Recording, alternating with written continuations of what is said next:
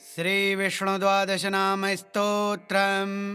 शृणुध्वं मुनयः सर्वे गोपालस्य महात्मनः अनन्तस्य प्रमेयस्य नाम द्वादशकं स्तवम् अर्जुनाय पुरा गीतं गोपालेन महात्मना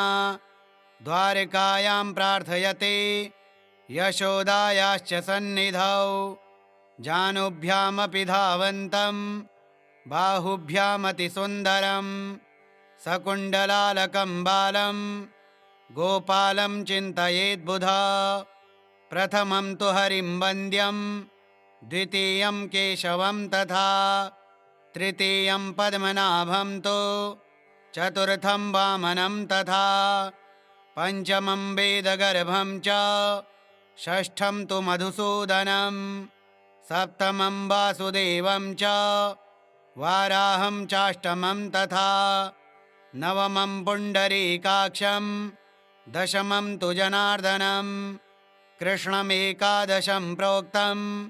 द्वादशं श्रीधरं तथा एतद्वादश नामानि मया प्रोक्तानि फाल्गुना कालत्रये पठेद्यस्तु तस्य पुण्यफलं शृणु चान्द्रायणसहस्रस्य कन्यादानशतस्य च अश्वमेधसहस्रस्य फलमाप्नोति मानवः शृणुध्वं मुनयः सर्वे गोपालस्य महात्मनः अनन्तस्य प्रमेयस्य नाम द्वादशकं स्तवम् अर्जुनाय पुरा गीतं गोपालेन महात्मना द्वारकायां प्रार्थयते यशोदायाश्च सन्निधौ जानुभ्यामपि धावन्तं बाहुभ्यामतिसुन्दरं सकुण्डलालकं बालं गोपालं चिन्तयेद्बुधा प्रथमं तु हरिं वन्द्यं द्वितीयं केशवं तथा तृतीयं पद्मनाभं तु चतुर्थं वामनं तथा पञ्चमं वेदगर्भं च षष्ठं तु मधुसूदनं सप्तमं वासुदेवं च वाराहं चाष्टमं तथा नवमं पुण्डरीकाक्षं दशमं तु जनार्दनं कृष्णमेकादशं प्रोक्तं द्वादशं श्रीधरं तथा एतद्वादश नामानि मया प्रोक्तानि फाल्गुना कालत्रये पठेद्यस्तु तस्य पुण्यफलं शृणु चान्द्रायणसहस्रस्य कन्यादानशतस्य च अश्वमेधसहस्रस्य फलमाप्नोति मानवः शृणुध्वं मुनयः सर्वे गोपालस्य महात्मनः अनन्तस्य प्रमेयस्य नाम द्वादशकं स्तवम् अर्जुनाय पुरा गीतं गोपालेन महात्मना द्वारकायां प्रार्थयते यशोदायाश्च सन्निधौ जानुभ्यामपि धावन्तं बाहुभ्यामतिसुन्दरं सकुण्डलालकं बालं गोपालं चिन्तयेद्बुधा प्रथमं तु हरिं वन्द्यं द्वितीयं केशवं तथा तृतीयं पद्मनाभं तु चतुर्थं वामनं तथा पञ्चमं वेदगर्भं च षष्ठं तु मधुसूदनं सप्तमं वासुदेवं च वाराहं चाष्टमं तथा नवमं पुण्डरीकाक्षं दशमं तु जनार्दनं कृष्णमेकादशं प्रोक्तं द्वादशं श्रीधरं तथा एतद्वादश नामानि मया प्रोक्तानि फाल्गुना कालत्रये पठेद्यस्तु तस्य पुण्यफलं शृणु चान्द्रायणसहस्रस्य कन्यादानशतस्य च अश्वमेधसहस्रस्य फलमाप्नोति मानवः शृणुध्वं मुनयः सर्वे गोपालस्य महात्मनः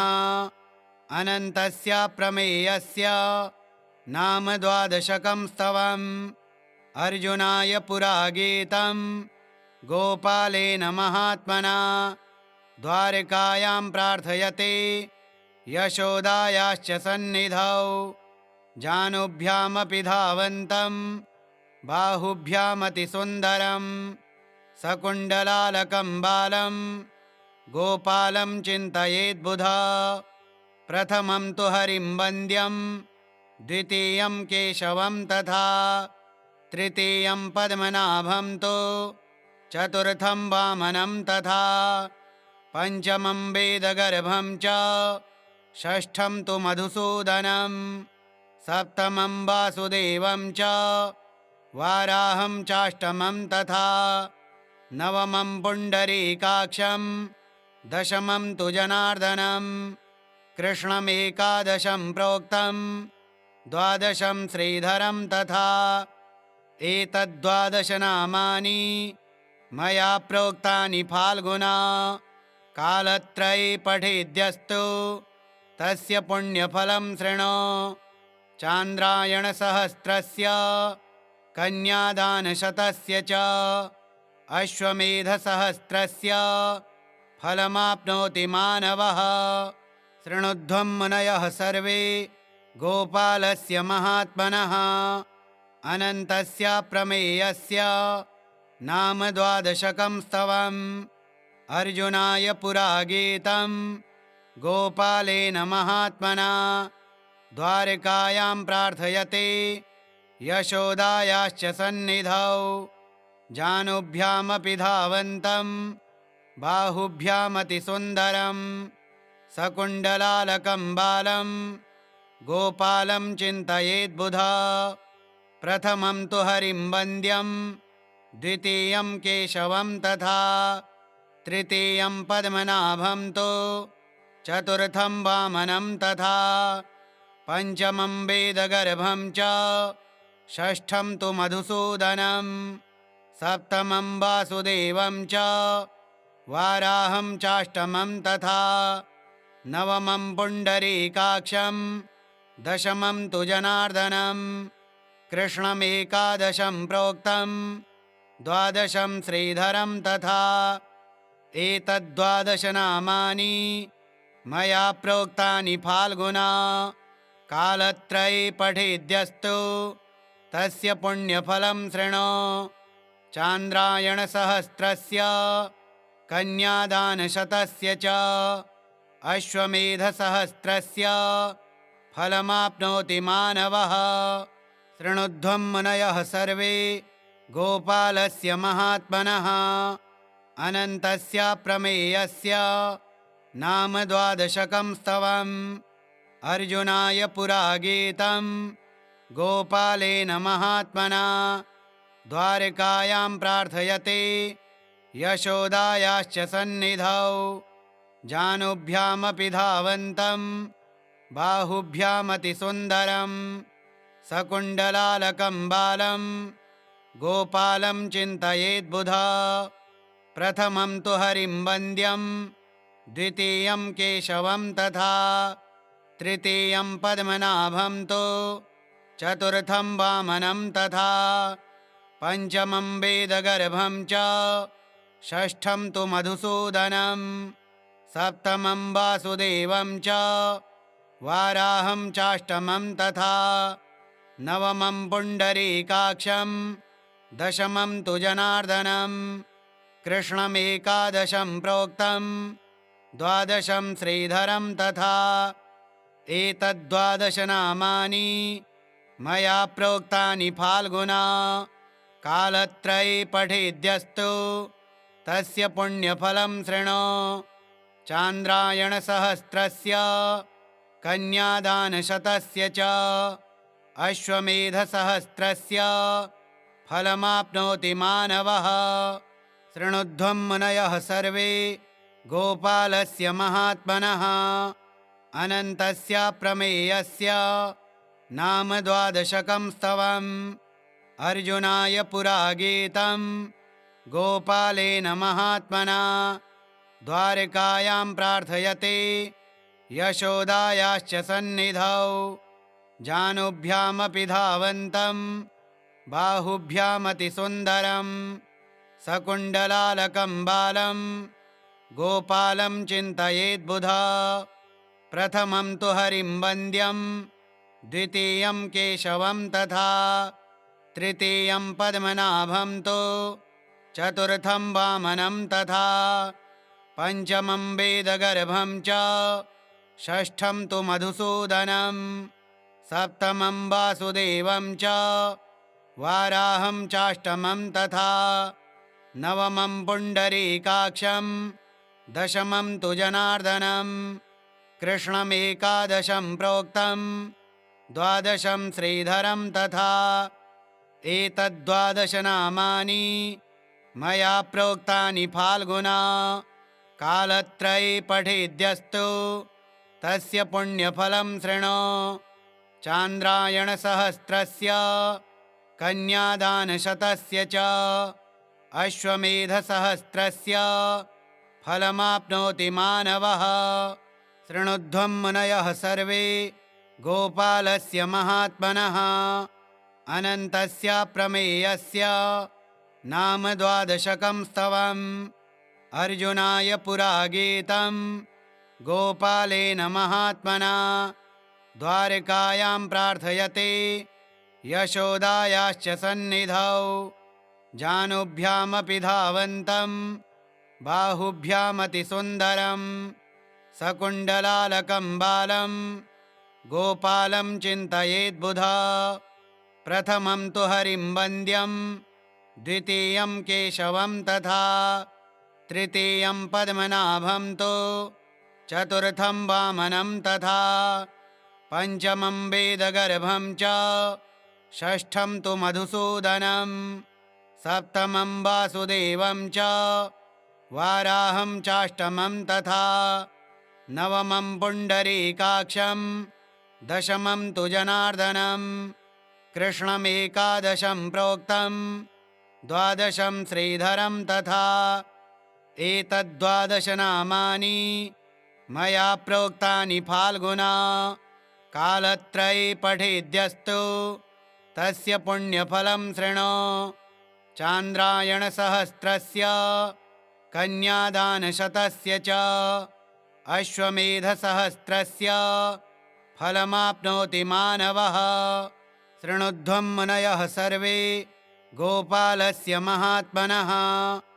अनन्तस्य प्रमेयस्य नाम द्वादशकं स्तवम् अर्जुनाय पुरा गीतं गोपालेन महात्मना द्वारकायां प्रार्थयते यशोदायाश्च सन्निधौ जानुभ्यामपि धावन्तं बाहुभ्यामतिसुन्दरं सकुण्डलालकं बालं गोपालं चिन्तयेद्बुधा प्रथमं तु हरिं वन्द्यं द्वितीयं केशवं तथा तृतीयं पद्मनाभं तु चतुर्थं वामनं तथा पञ्चमं वेदगर्भं च षष्ठं तु मधुसूदनं सप्तमं वासुदेवं च वाराहं चाष्टमं तथा नवमं पुण्डरीकाक्षं दशमं तु जनार्दनं कृष्णमेकादशं प्रोक्तं द्वादशं श्रीधरं तथा एतद्वादश नामानि मया प्रोक्तानि फाल्गुना कालत्रये पठेद्यस्तु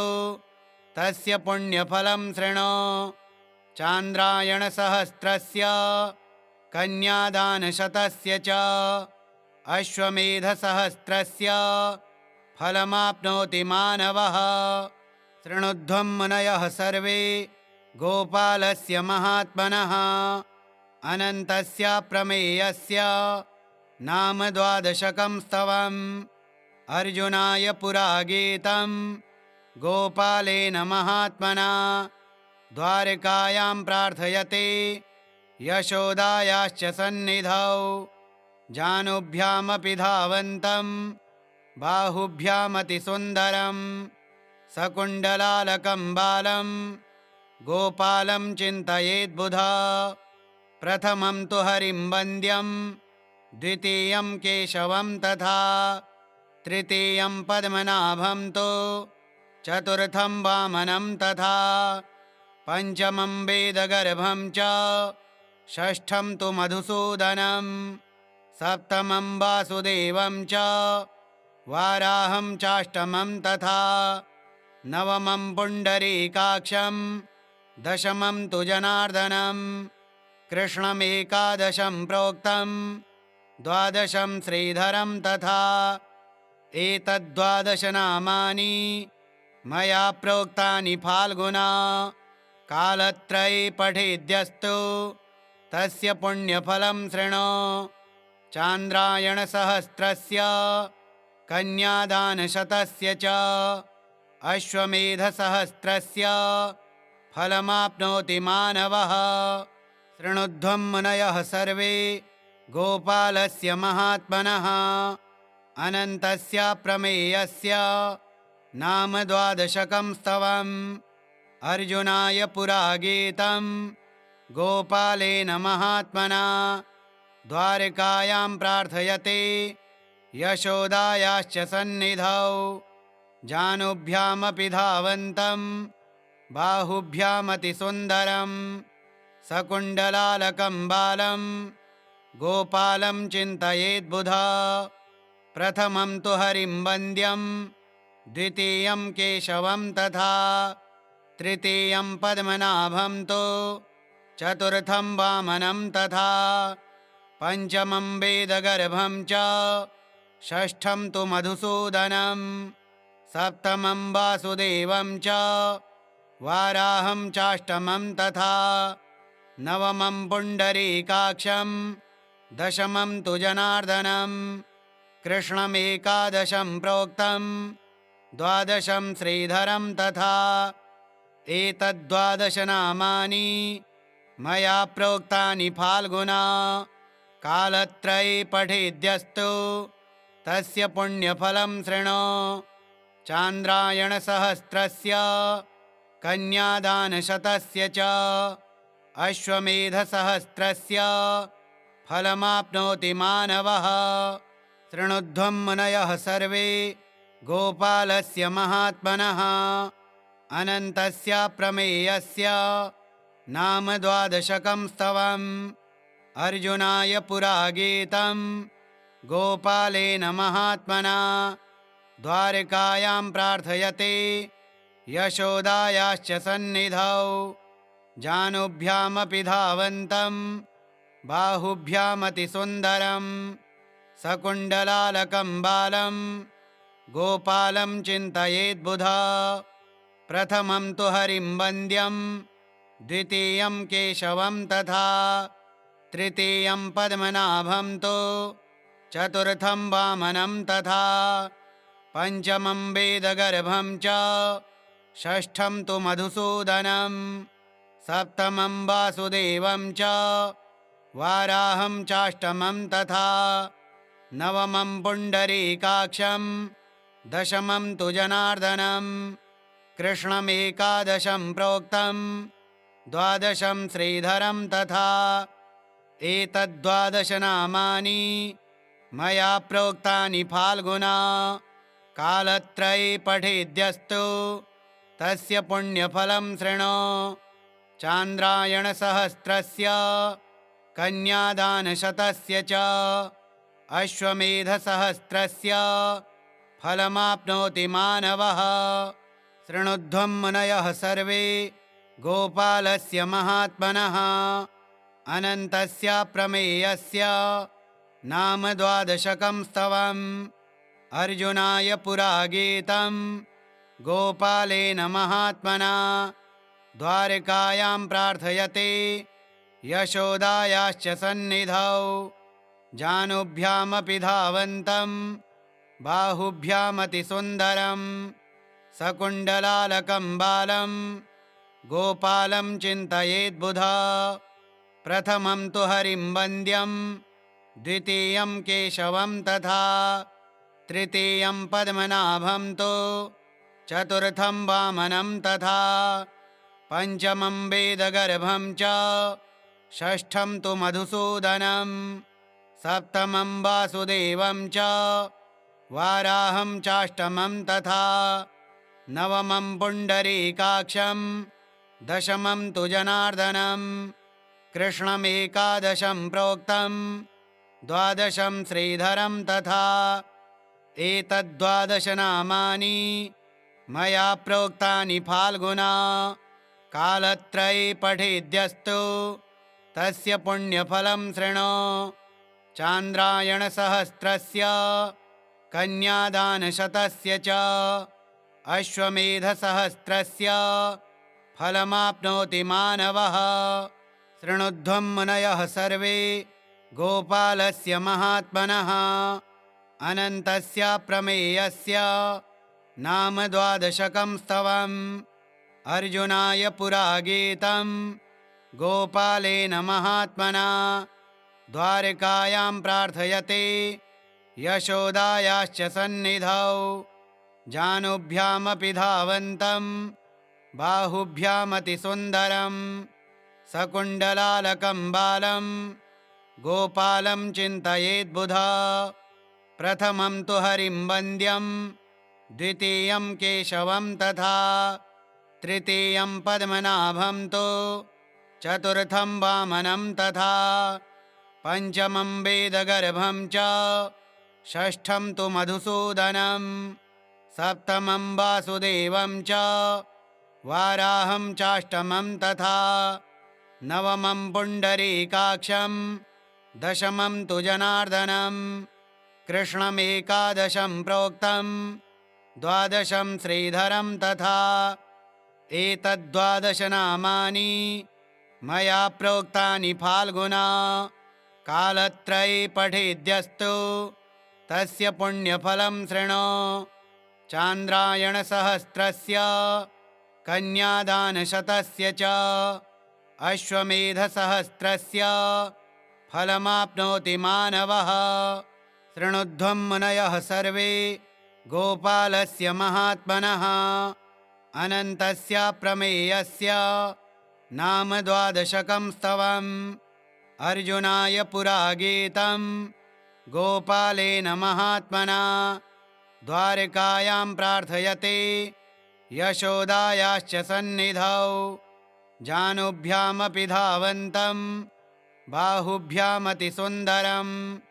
सकुण्डलालकं बालं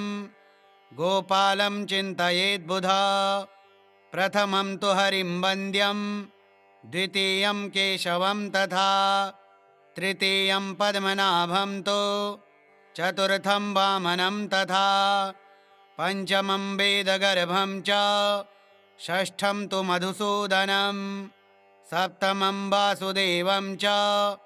वाराहं चाष्टमं तथा नवमं पुण्डरीकाक्षं दशमं तु जनार्दनं कृष्णमेकादशं प्रोक्तं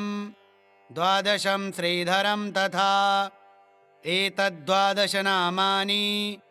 मया प्रोक्तानि फाल्गुना कालत्रये पठेद्यस्तु तस्य पुण्यफलं शृणु चान्द्रायणसहस्रस्य कन्यादानशतस्य च अश्वमेधसहस्रस्य फलमाप्नोति मानवः शृणुध्वं मुनयः सर्वे गोपालस्य महात्मनः अनन्तस्य प्रमेयस्य नाम द्वादशकं स्तवम् अर्जुनाय पुरा गीतं गोपालेन महात्मना द्वारकायां प्रार्थयते यशोदायाश्च सन्निधौ जानुभ्यामपि धावन्तं बाहुभ्यामतिसुन्दरं सकुण्डलालकं बालं गोपालं चिन्तयेद्बुधा प्रथमं तु हरिं वन्द्यं द्वितीयं केशवं तथा तृतीयं पद्मनाभं तु चतुर्थं वामनं तथा पंचमं वेदगर्भं च षष्ठं तु मधुसूदनं सप्तमं वासुदेवं च वाराहं चाष्टमं तथा नवमं पुण्डरीकाक्षं दशमं तु जनार्दनं कृष्णमेकादशं प्रोक्तं द्वादशं श्रीधरं तथा एतद्द्वादश नामानि मया प्रोक्तानि फाल्गुना कालत्रये पठेद्यस्तु तस्य पुण्यफलं शृणु चान्द्रायणसहस्रस्य कन्यादानशतस्य च अश्वमेधसहस्रस्य फलमाप्नोति मानवः शृणुध्वं मुनयः सर्वे गोपालस्य महात्मनः अनन्तस्य प्रमेयस्य नाम द्वादशकं स्तवम् अर्जुनाय पुरा गीतं गोपालेन महात्मना द्वारकायां प्रार्थयते यशोदायाश्च सन्निधौ जानुभ्यामपि धावन्तं बाहुभ्यामतिसुन्दरं सकुण्डलालकं बालं गोपालं चिन्तयेद्बुधा प्रथमं तु हरिं वन्द्यं द्वितीयं केशवं तथा तृतीयं पद्मनाभं तु चतुर्थं वामनं तथा पंचमं वेदगर्भं च षष्ठं तु मधुसूदनं सप्तमं वासुदेवं च वाराहं चाष्टमं तथा नवमं पुण्डरीकाक्षं दशमं तु जनार्दनं कृष्णमेकादशं प्रोक्तं द्वादशं श्रीधरं तथा एतद्द्वादश नामानि मया प्रोक्तानि फाल्गुना कालत्रये पठेद्यस्तु तस्य पुण्यफलं शृणु चान्द्रायणसहस्रस्य कन्यादानशतस्य च अश्वमेधसहस्रस्य फलमाप्नोति मानवः शृणुध्वं मुनयः सर्वे गोपालस्य महात्मनः अनन्तस्य प्रमेयस्य नाम द्वादशकं स्तवम् अर्जुनाय पुरा गीतं गोपालेन महात्मना द्वारकायां प्रार्थयते यशोदायाश्च सन्निधौ जानुभ्यामपि धावन्तं बाहुभ्यामतिसुन्दरं सकुण्डलालकं बालं गोपालं चिन्तयेद्बुधा प्रथमं तु हरिं वन्द्यं द्वितीयं केशवं तथा तृतीयं पद्मनाभं तु चतुर्थं वामनं तथा पंचमं वेदगर्भं च षष्ठं तु मधुसूदनं सप्तमं वासुदेवं च वाराहं चाष्टमं तथा नवमं पुण्डरीकाक्षं दशमं तु जनार्दनं कृष्णमेकादशं प्रोक्तं द्वादशं श्रीधरं तथा एतद्द्वादश नामानि मया प्रोक्तानि फाल्गुना कालत्रये पठेद्यस्तु तस्य पुण्यफलं शृणु चान्द्रायणसहस्रस्य कन्यादानशतस्य च अश्वमेधसहस्रस्य फलमाप्नोति मानवः शृणुध्वं मुनयः सर्वे गोपालस्य महात्मनः अनन्तस्य प्रमेयस्य नाम द्वादशकं स्तवम् अर्जुनाय पुरा गीतं गोपालेन महात्मना द्वारकायां प्रार्थयते यशोदायाश्च सन्निधौ जानुभ्यामपि धावन्तं बाहुभ्यामतिसुन्दरं सकुण्डलालकं बालं गोपालं चिन्तयेद्बुधा प्रथमं तु हरिं वन्द्यं द्वितीयं केशवं तथा तृतीयं पद्मनाभं तु चतुर्थं वामनं तथा पंचमं वेदगर्भं च षष्ठं तु मधुसूदनं सप्तमं वासुदेवं च वाराहं चाष्टमं तथा नवमं पुण्डरीकाक्षं दशमं तु जनार्दनं कृष्णमेकादशं प्रोक्तं द्वादशं श्रीधरं तथा एतद्द्वादश नामानि मया प्रोक्तानि फाल्गुना कालत्रये पठेद्यस्तु तस्य पुण्यफलं शृणु चान्द्रायणसहस्रस्य कन्यादानशतस्य च अश्वमेधसहस्रस्य फलमाप्नोति मानवः। शृणुध्वं मुनयः सर्वे गोपालस्य महात्मनः। अनन्तस्य प्रमेयस्य नाम 12 स्तवम्।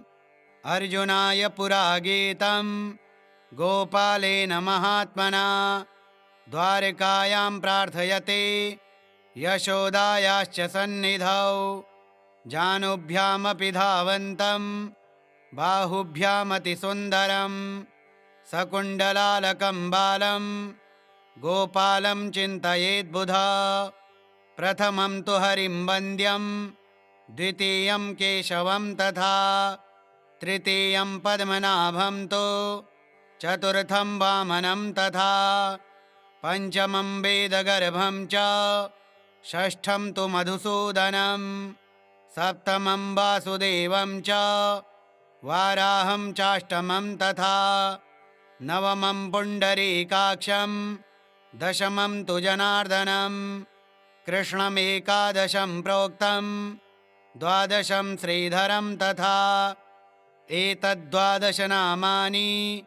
मया प्रोक्तानि फाल्गुना कालत्रये पठेद्यस्तु तस्य पुण्यफलं शृणु चान्द्रायणसहस्रस्य कन्यादानशतस्य च अश्वमेधसहस्रस्य फलमाप्नोति मानवः। श्रीमहाभारतेरण्यपर्वणि श्रीकृष्णार्जुनसंवादे 12 नाम स्तोत्रम् श्रीविष्णोर्पणमस्तु। ओं श्रीविष्णवे नमः।